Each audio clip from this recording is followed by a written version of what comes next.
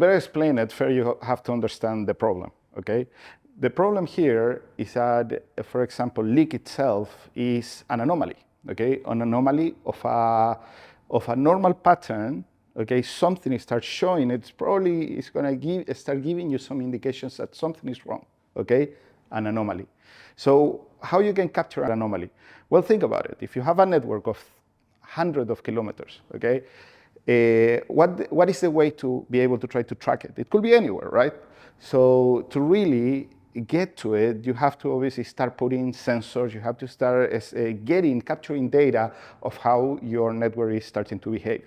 But eventually, to do it at a perfection, as the future tells you that it's going to be, it's all about capturing maybe too much data, okay? And that's where AI helps, okay? It's when you're able to really go one step beyond. First, we're going to the problem of, okay, sensing. I want to capture data. I want to see what's going on my network. But then what happens when you have too much data? When you have, okay, there's just too much data around. That's where AI comes in to really help you multiply what one human can do to what thousands can do, 1 million can do at a single point in time, okay? Imagine 1 million humans analyzing different spreadsheets that have the normal pattern of the data to something that is slightly anomalous, okay? That is inhumanly capable to be able to do it if you have thousands, 10,000, 100,000 of sensors. But if you have AI, that's where it gets in for this type of problems, is to try understanding through data what is the anomalous pattern and start giving the operators a capability to say, hey, there may be something here. More advanced AI and capabilities not only do that, just gives the warning of something may be wrong here, because then you will be flooding operators with too much, again, data, alarm, warnings, those panels that you have seen in control center rooms full of red and yellow that everybody's just kind of numbed about what's going on. Now, AI can also get smarter on that regard. When you start bringing the analysis of the operator into that AI, the AI also can start saying what is relevant and what is not. So, okay, first, AI helps you bulk of data, enormous amount of data of all your network. Now, AI comes in and start capturing the analysis of the operator. So, for example, saying this anomalous pattern is nothing, it's just noise. This one is something real, AI learns. Okay? And eventually, with a lot of data and a lot of learning, that's when AI is going to be able to tell you not only there is something anomalous, but then also do the other analysis that is, this something anomalous is something that could really be something going on here. That's the way that it will really start helping you to get ahead of the problem, start minimizing faults, leaks, and problems in general in network, okay? So fraud detection is kind of in the same concept, but now you're looking to understand patterns, but more from an economical perspective, okay? So first, it's a bit more, I don't want to say simpler, but it's just an anomalous on something that should be like this, is suddenly with a small little deviation that shouldn't be there. In the case of fraud, it's also about patterns, but a bit more complex, because the fraud, and I'm going to put it in more data terms, variables, okay? Environmental variables that it could be. For example, socioeconomical factors, where it's happening.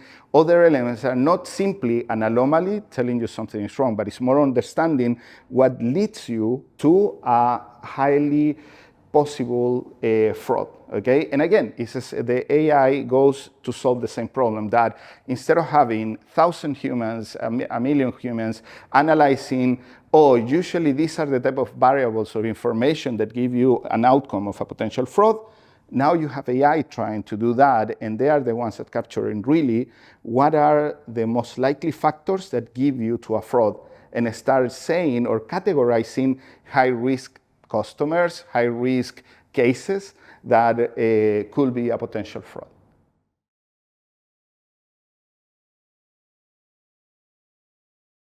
Okay, perfect. So it's a bit connected to the first question, okay?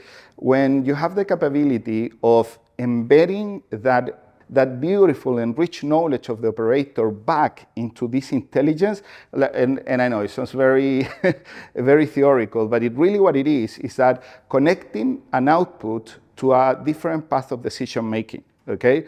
And that's where the AI can start learning, okay? It start learning, for example, an operator when something happened, then this is the best thing to do, okay? So the capability of AI to automate the SCADA goes of bringing that 20, 30 years of knowledge of that operator, capturing in different decision makings, and then bringing to an AI that can take the decisions for it. Usually the steps goes that first is an assisted operation. So you don't go immediately to automation. First, you start believing that the AI really captured the knowledge of the operator and is taking decisions like him. But it's usually what it is a recommendation, okay? So the first step to adopt automation in the SCADA world is to grab that, put it in the engine that is learning, and it brings back to operations a suggestion, okay? And it says, it seems that the water quality is going down, maybe do this. Okay, but obviously that do this is the knowledge of the operator being put in that engine that is suggesting the recommendation. Eventually, there is so many times that the AI can make it right 100 times, 1,000 times, until you believe it, that is potentially as smart as the operator. You can always leave some sort of certain range of when the AI still leaves things to human, but eventually things of such as more simple operations that doesn't require or don't have sensibilities, such as critical components such as chemicals and things like that, you can start automating that, but bringing that knowledge, trusting it, believing that it's making the right decision, and then putting the system into a full automation.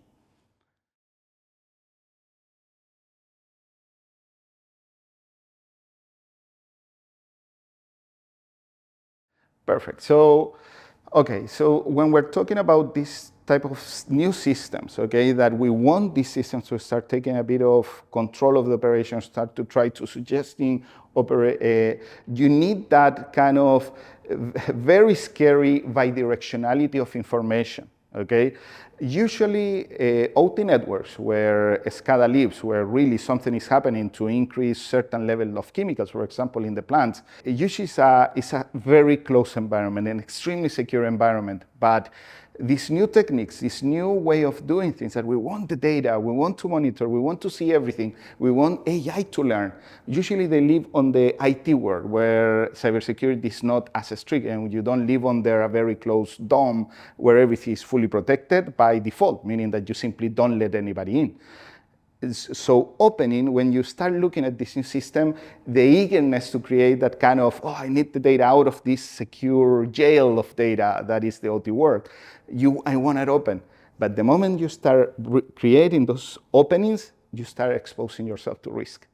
So it always needs to be a measured risk, because you don't want people, and there are stories there. I don't want to create this scary horror story, but if you Google something, you will find in the water world of indeed people being able to get into OT networks and doing not such a great things, okay? So it's a risk, especially now in the world that we want to start creating this smart system, we want to start sharing this data, we want to get it out of this jail of data is OT world. The moment that you start doing it, you start exposing, okay, your data and your systems.